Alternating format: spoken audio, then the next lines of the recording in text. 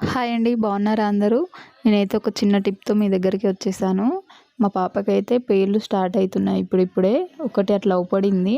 అంతే ఇంకా మా పాపకి పేర్లు స్టార్ట్ అయితే పోవని చెప్పేసి ముందుగానే వేపాకు రసం చేశాను. కొంచెం వేపాకు మిక్సీ పట్టి రసం తీసి అదైతే హెయిర్‌కి అప్లై చేస్తున్నాను. అప్లై చేశాక ఒక 1 అవర్ అట్లా ఉంచేసి తలస్నానం పోసేస్తాను. అప్పుడు హెయిర్ కొంచెం సిల్కీగా ఉంటుంది. అండ్ ఆ పేర్లు కూడా చేదుకి ఉండవండి, చచ్చిపోతాయి. ఇది ఎవరికైనా తెలుసా? తెలిస్తే నాకు కామెంట్ చేయండి. అండ్ టిప్ ఎలా ఉందో కూడా చెప్పండి. మా పాపకి మా బాబుకి ఇంకా ఇద్దరికి పెట్టేశాను. మా పాపకైతే 1 ఇయర్ నుంచే హెయిర్ పెంచుతున్నా అండి. ఇదివరకైతే అంతా కటింగ్ గుండు చేపించడం అలాగే ఉండేది. పాపం పెరిగేటప్పుడు మళ్ళీ పేర్లు పడితే ఇబ్బంది అయ్యిద్ది కదా అని ఇలా చేస్తున్నాను. ఒక 3-4 డేస్ ఇలా కంటిన్యూస్గా చేస్తే హెల్తీగా ఉంటుంది. హెయిర్ అయితే చాలా బాగుంటుంది. అంటే నెత్తి లోపల చుండ్రు ఇట్లా ఉన్న తగ్గిపోయిద్ది.